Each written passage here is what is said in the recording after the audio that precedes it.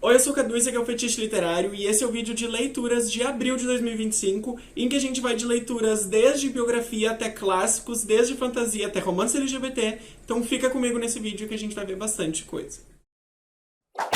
A primeira leitura desse mês mistura ficção científica com romance LGBT e é o livro The Bones Beneath My Skin, do T.J. Klune, que ficou muito famoso no Brasil por ter escrito livros como A Casa do Marcerulho e Por Trás da Porta Sussurrante, se eu não me engano. O T.J. Klune é conhecido por escrever fantasia e ficção científica com temática queer, que seria basicamente o que a gente chama no Brasil de literatura LGBT. E esse livro, na verdade, já tinha sido publicado anos antes pela editora anterior dele e foi republicado este ano pela editora atual, e ele é um exemplo de como uma edição pode estragar um livro. Nós temos essa capa, que é muito bonita, e uma história que também é bastante instigante. A gente conhece nesse livro a história do Nate, que é um homem que os pais acabaram de falecer, e ele vai até a cidade dos pais porque ele herda a picape e a cabana deles na floresta. É uma experiência muito emocionante para ele, porque é a primeira vez que ele volta nessa cabana em anos, porque ele foi expulso de casa quando ele se assumiu gay. Só que quando ele chega na cabana, ele descobre que lá naquela cabana já tem um homem e uma menina misteriosos que estão fugindo da polícia. Então a gente tem todo esse mistério de quem são esse homem e essa menina, qual é o objetivo deles, e como a gente sabe que é uma ficção científica também,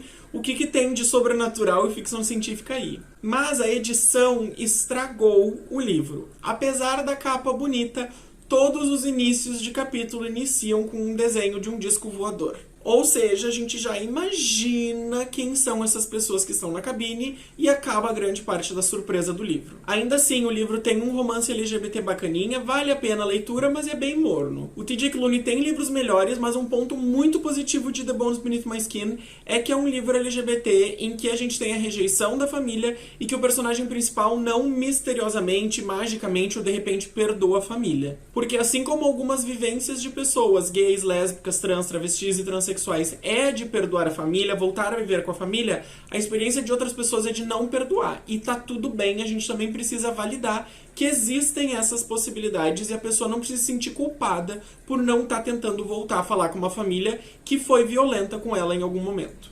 Ou que continua sendo violenta com ela. A segunda leitura desse mês é Mrs. Dalloway, da Virginia Woolf, que é um clássico da literatura inglesa e, na verdade, foi uma releitura. Eu postei um vlog de leitura lendo esse livro, que eu vou deixar linkado aqui em algum lugar, porque dessa vez eu tentei ler ele em inglês. Da primeira vez que eu li Mrs. Dalloway, eu confesso que eu tive bastante dificuldade com a narrativa da Virginia Woolf do fluxo de consciência, e dessa vez tentando ler em inglês foi mais difícil ainda, porque eu tive que me adaptar com a língua e com o fluxo de consciência, mas aos poucos eu fui entendendo como é que a língua estava sendo usada, como é que a narrativa funcionava, e eu acabei gostando muito, o que foi uma experiência muito diferente da primeira vez que eu li, em que eu não tinha gostado do livro porque eu não tinha entendido. E eu achei muito legal como a Virginia Woolf conseguiu colocar nessa obra, que tem um pouquinho aí menos de 100 anos, ou um pouquinho mais de 100 anos, questões de saúde mental que ela própria enfrentou, críticas à sociedade londrina, especialmente a alta sociedade londrina, e como eles lidam com a saúde mental, e também citar um amor de uma mulher por outra mulher, o que no início do século XX certamente era bastante escandaloso. Inclusive, infelizmente, em algumas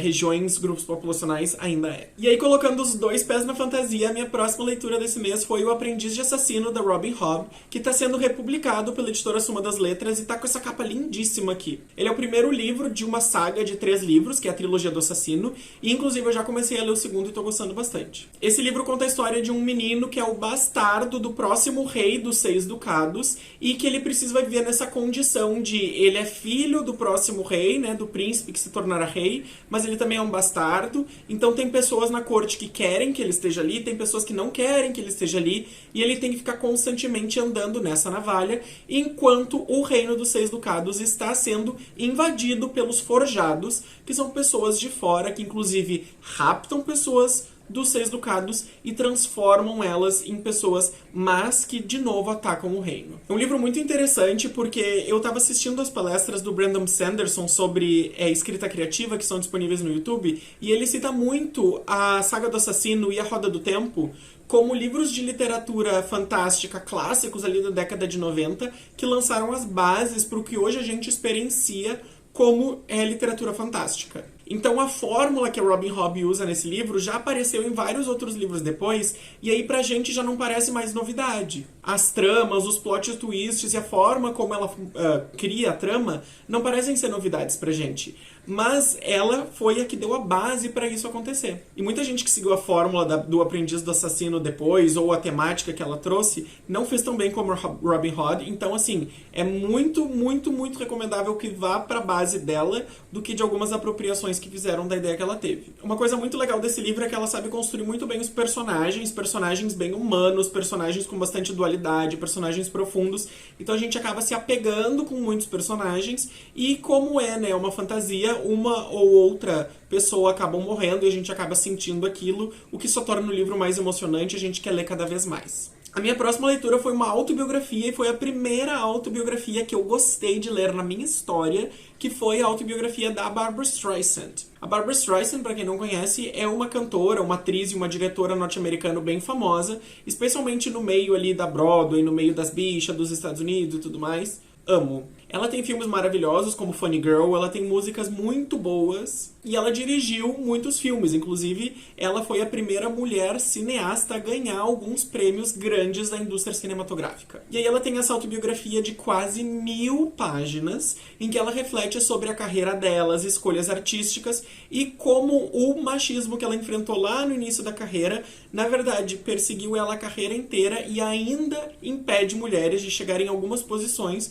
como, por exemplo, a lista de indicadas à melhor direção do Oscar. É muito bacana porque em diversos capítulos ela vai citar as escolhas criativas dela, por que ela cantou a música desse jeito e não do outro, por que o álbum foi assim e não foi do outro, por que o filme foi assim e não foi do outro. E pra quem conhece o trabalho dela, das músicas, dos filmes e da direção, é muito interessante pra ver esse olhar de como que ela construiu tudo que ela construiu. Como eu disse, foi a primeira biografia ou autobiografia que eu li e gostei na minha vida, então isso aí já é um passo importante.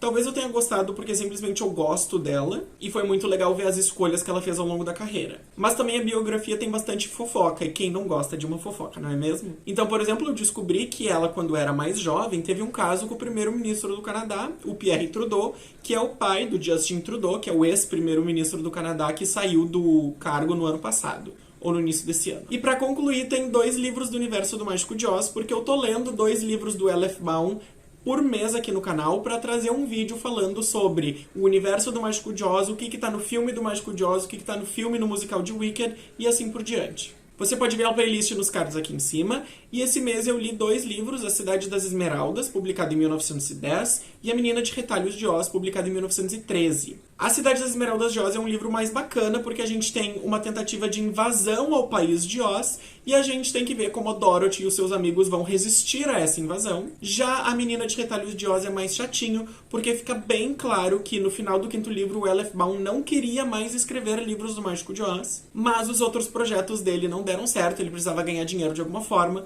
então ele continuou escrevendo e ele perdeu o gás. Esses são o 5º e o 6º livro do Universo do Mágico de Oz, que tem 14 livros ao total, então eu já passei da metade, e esse mês eu vou ler o 7º e o 8º, que foram escritos durante a Primeira Guerra Mundial. Então tô bem curioso para ver se vai ter alguma influência desse clima da época no Universo do Mágico de Oz. Bom, pessoal, foram essas as minhas leituras desse mês. Comenta aqui embaixo comigo qual foi a sua leitura favorita desse mês, ou se você já leu algum desses livros que eu li. Não esquece de dar um like para ajudar na divulgação, se inscrever no canal se você ainda não é inscrito, e a gente se vê no próximo vídeo. Tchau, tchau!